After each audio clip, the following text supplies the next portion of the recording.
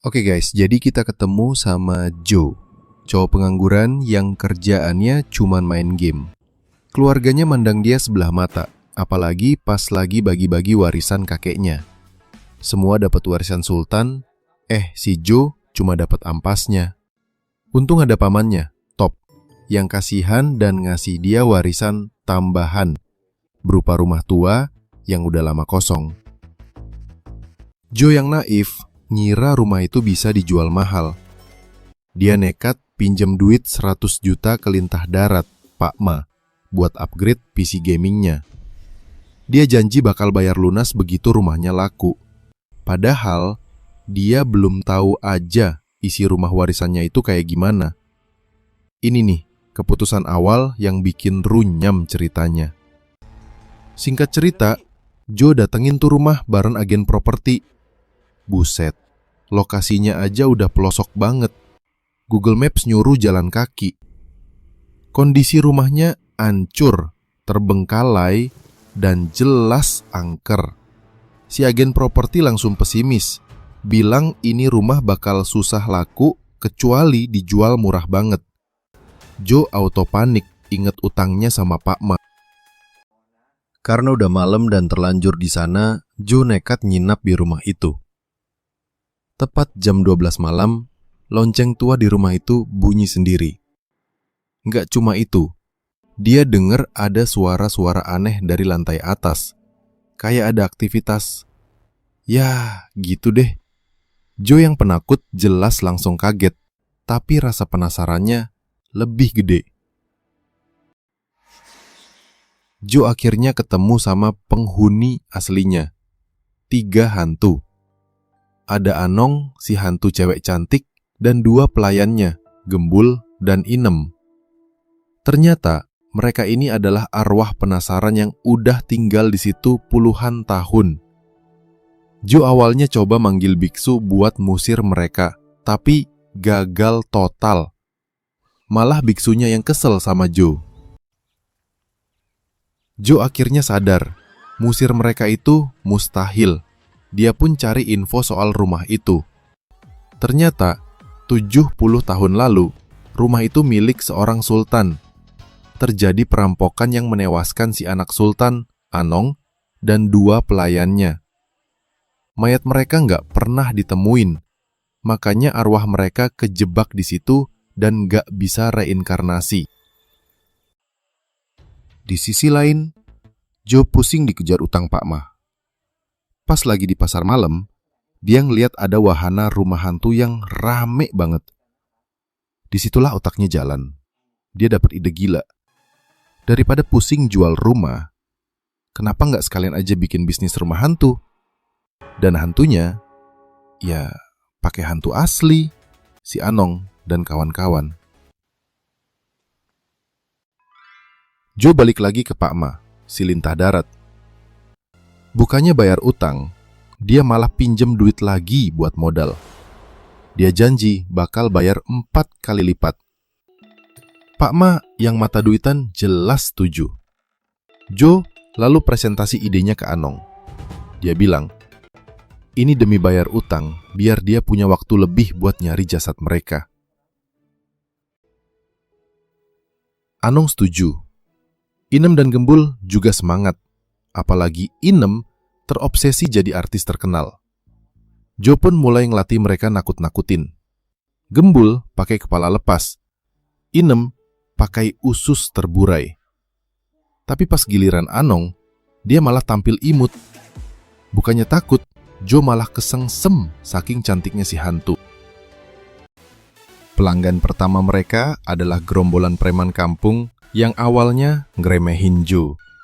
Tapi begitu masuk, mereka semua lari kocar-kacir ketakutan setengah mati. Aksi Gembul dan Inem sukses besar. Bisnis rumah hantu Anong pun resmi dibuka dan langsung viral berkat promosi para preman tadi. Rumah hantu itu viral gila-gilaan. Orang-orang dari mana aja datang, termasuk selebgram dan YouTuber. Joe yang tadinya pengangguran, mendadak jadi sultan kaya raya. Nggak cuma Joe, ekonomi warga sekitar juga ikut naik. Pak Ma datang lagi buat nagih utang.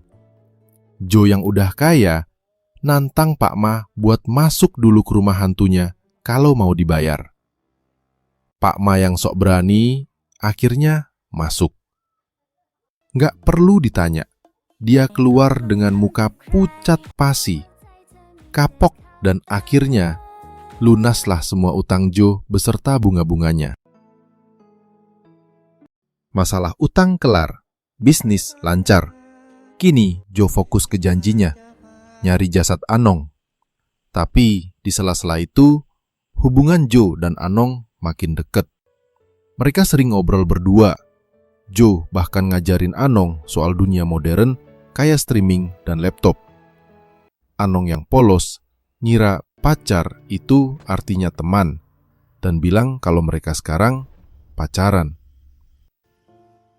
Joe pun mulai baper beneran. Dia bahkan ngajarin Anong cara main Instagram. Mereka foto bareng, walau wujud Anong gak kelihatan.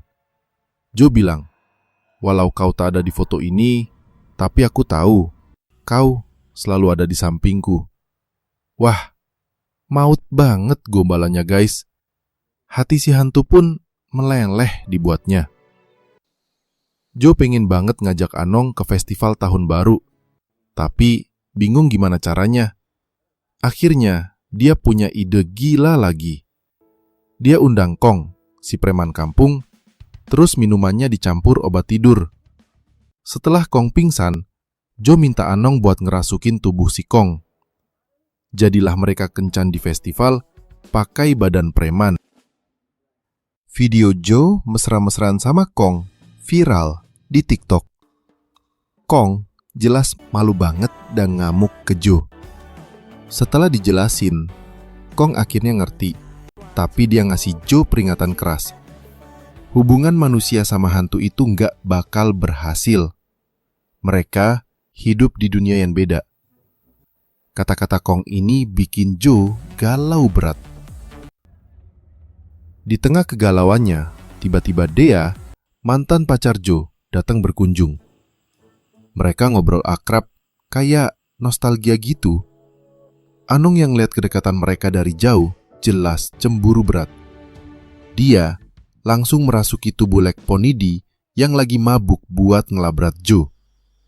Api cemburu membakar seisi rumah. Anong ngamuk sejadi-jadinya. Dia sadar kalau dia cuma teman dan gak akan pernah bisa jadi pacar Joe di dunia nyata. Dia nangis, bilang kalau Joe gak akan pernah bisa nyentuh dia. Tapi Joe dengan mantap bilang, kenapa tidak mungkin? Aku akan buktikan. Dan Joe beneran ngebuktiin omongannya. Malam itu juga, Joe menikahi Anong. Di depan patung Buddha, mereka saling mengucap sumpah setia sehidup semati, walau beda alam. Joe bilang, dia gak perlu nyentuh fisik Anong, karena hatinya udah disentuh sama cinta Anong.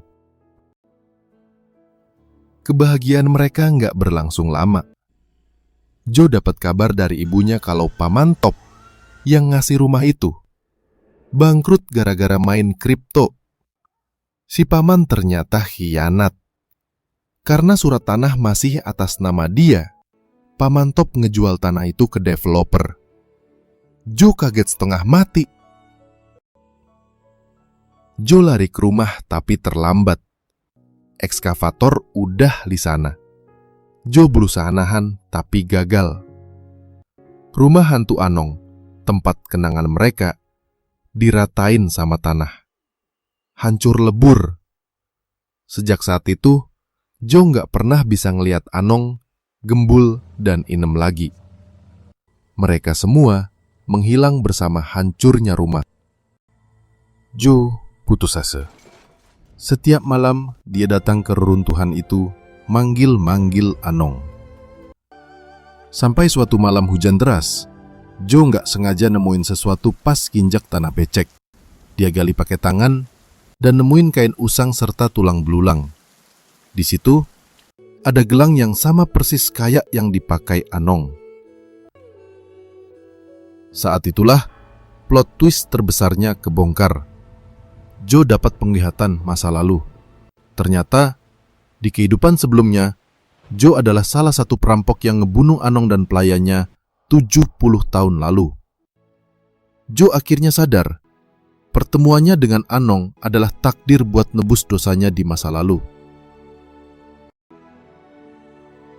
Arwah Anong pun datang menemuinya untuk terakhir kali. Anong bilang makasih buat semua kebahagiaan yang udah Joe kasih. Akhirnya, Joe ngasih mereka pemakaman yang layak. Sebagai penebusan, Joe mendedikasikan sisa hidupnya buat Anong. Dia bikin game sukses berdasarkan rumah hantu Anong, bukan buat uang, tapi agar senyum Anong tetap abadi.